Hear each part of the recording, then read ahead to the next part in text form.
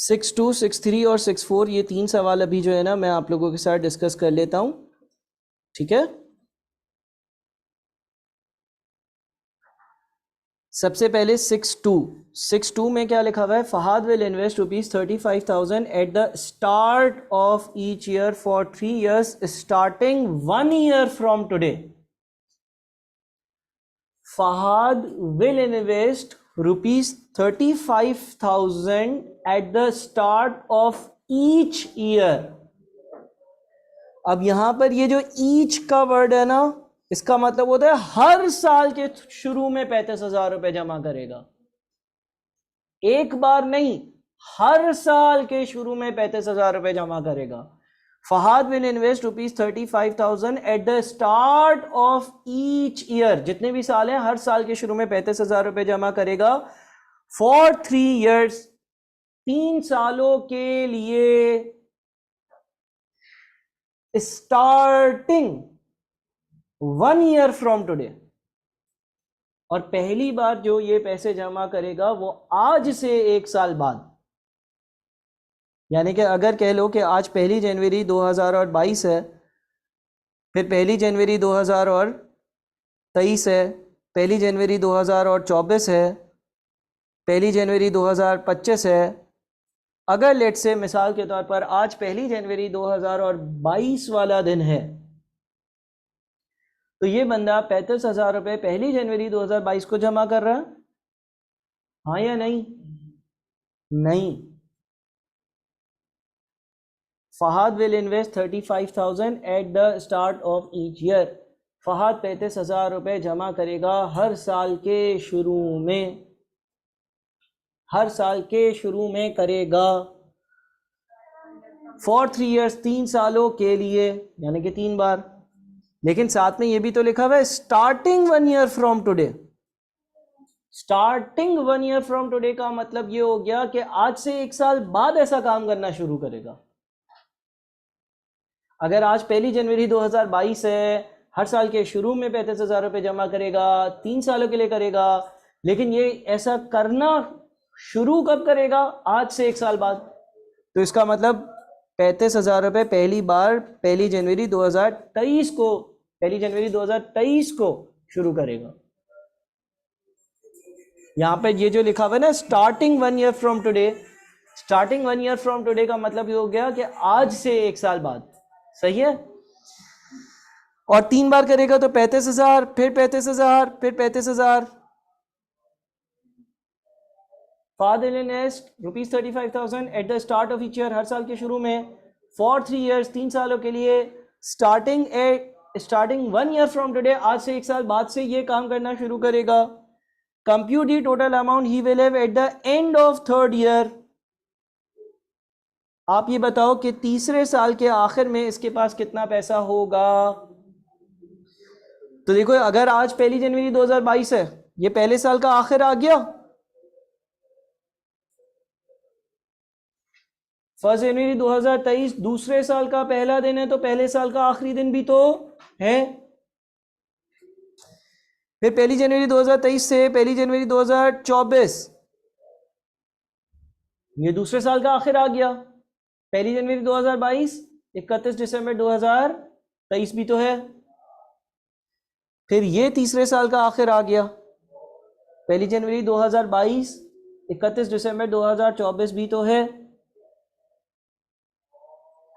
Effectively आप ये भी कह सकते हो कि ये दिन 31 दिसंबर 2023 और ये दिन 31 दिसंबर 2024, सॉरी 31 दिसंबर 2022, दिसंबर 23, दिसंबर 24।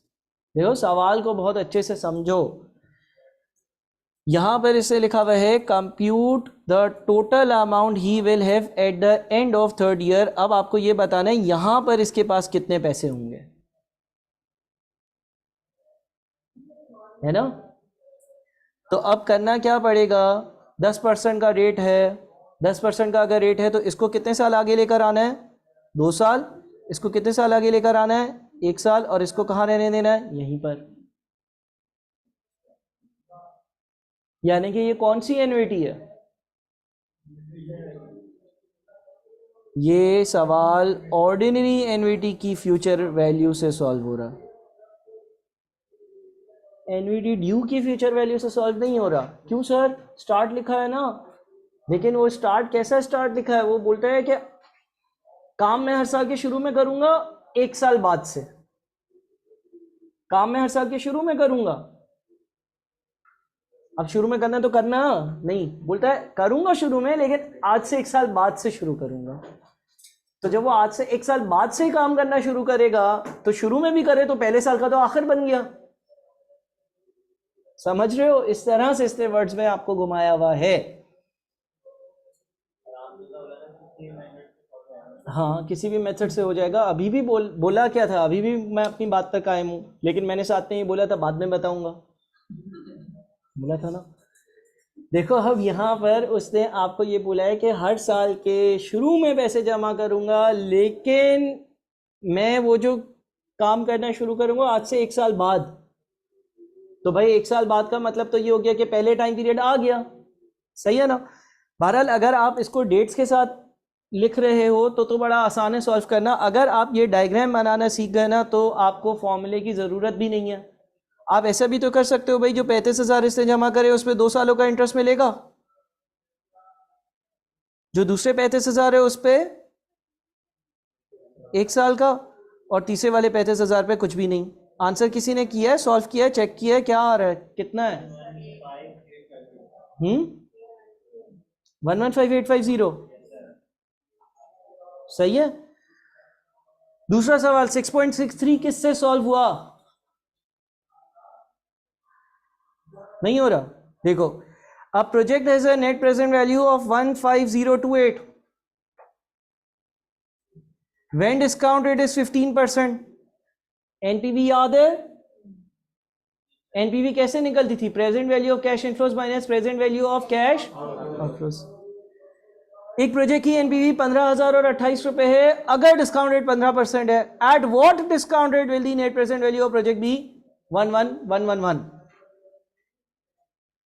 यानी कि 11,111 रुपीज की नेट प्रेजेंट वैल्यू इसमें से किस डिस्काउंट रेट पर होगी? 20% पर होगी। क्यों? इनवर्स रिलेशन है, अगर डिस्काउंट रेट बढ़ाओगे तो एनपीवी कम होगी। एनपीवी कम हो रही है, हाँ, इसका मतलब डिस्काउंट रेट 15% से ज्यादा वाला होगा। हाँ, ऑप्शन में सिर्फ एक ही डिस्काउंट रेट है क्योंकि 15% से ज्यादा है, तो ऐसा सवाल भी नहीं होगा। अगर यहाँ पे 18% लिखा होगा तो नहीं लिखा हुआ होगा। ये सवाल उस बंदे ने बनाया है जिसके लिए तुम दिन रात दुआएं करा करो। अच्छा सवाल है ना? ये खैर मेरे भी आता, मैंने पढ़ा था, लेकिन देखो आपके पास ऐसे सवालों में तो यही तो तुम्हें, यही इसी के लिए तो तुम्हें तैयार करना है भाई। तुम्हारा जो सवाल आएगा उसमें 18, 19, 20 3 ऑप्शन नहीं होंगे। अब तुम देखो 15% पर ये आंसर आ रहा है, तो तुम्हें पता है कि अच्छा अब 111111 वाला आंसर तो 15% से ज्यादा पर ही आएगा, कम पर तो आ नहीं सकता। तो ये नहीं हो सकता, ये नहीं हो सकता, यही बच गया।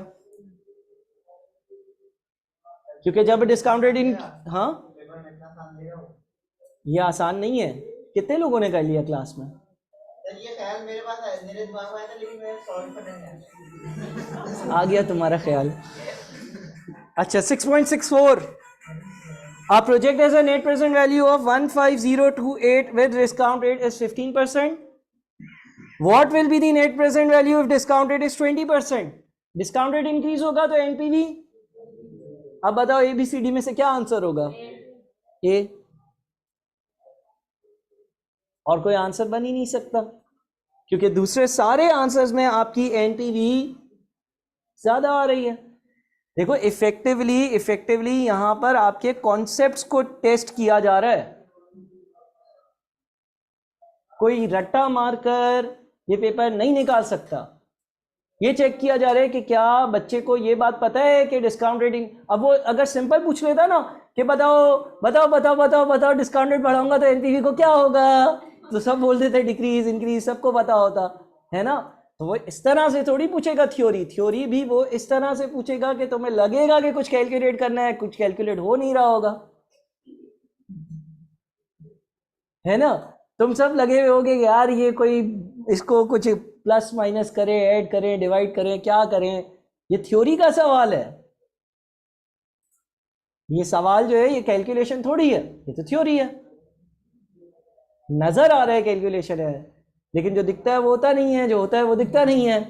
सही है। तो ये दोनों सवाल जो है वो आपके उन कॉन्सेप्ट्स पर हैं जो हमने एनपीवी आयरन में पढ़े थे कि अगर डिस्काउंट रेट का रेट इंक्रीज करोगे एनपीवी डिक्रीज होगी, और अगर डिस्काउंट रेट डिक्रीज करोगे एनपीवी इंक्रीज होगी।